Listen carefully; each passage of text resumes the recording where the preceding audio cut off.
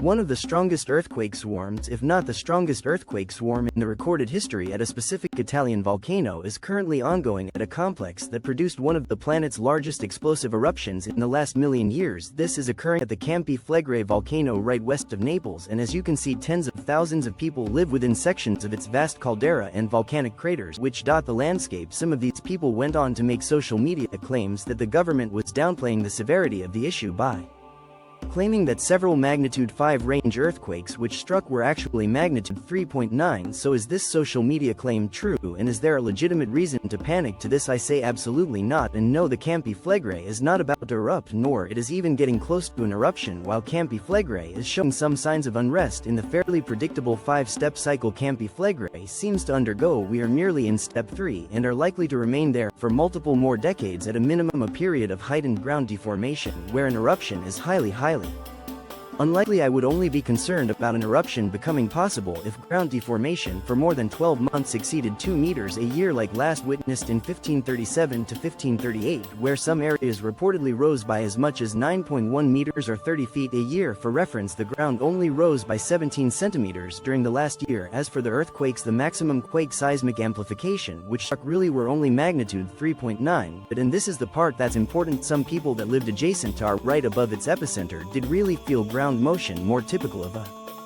magnitude 5 range earthquake. Confused? Well, when an earthquake wave passes through different rock units and materials, they do not move in the same way. Any materials or rocks which are quite solid and dense will cause a seismic wave to speed up and have a lower amplitude wave, while anything not too solid such as sediments or lightweight such as clay minerals causes the seismic wave to slow down and increase in amplitude, meaning anything built on the latter will experience far stronger ground shaking, and this is exactly what occurred here when a magnitude 3.9 quake struck just before midnight local time on February 16, 2025. Since it struck in close proximity to the Solfodar site, where abundant harder rock since its formation 3,800 years ago has experienced hydrothermal alteration and been replaced with less dense clay minerals such as smectite and amorphous silica. Due to a number of variables, an earthquake can building resonance create oscillations in low, medium or high frequencies, which each correspond to causing the most significant damage in a structure of a specific height. This is known as building resonance. In the case of the 3.9 quake, its most significant energy was at about 2.3 Hz, which would most affect approximately 3-story buildings. This happens to be about the same height as many regional structures, hence the amplified shaking felt within the magma movement. The source of all of these earthquakes is an intrusion of magma which has been ongoing since 2011 beneath the Solfodar site, where magma has been slowly ascending from 8 to 3 kilometers depth, from which it then expands into a lac quolith-like sill that displaces and domes overlying rocks. Since there is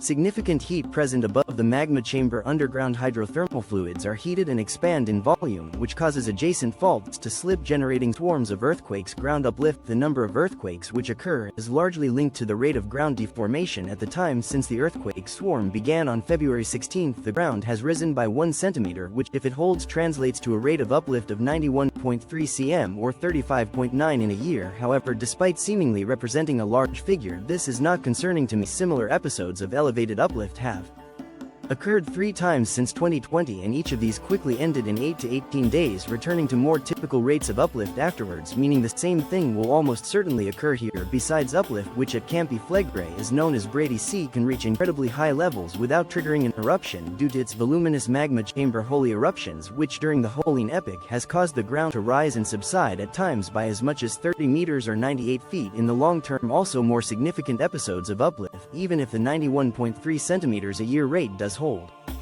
occurred during 1982 to 1985, and that didn't result in a volcanic eruption either. As a final note, I would like to thank my patron the Hartman for upgrading their membership tier to this channel English.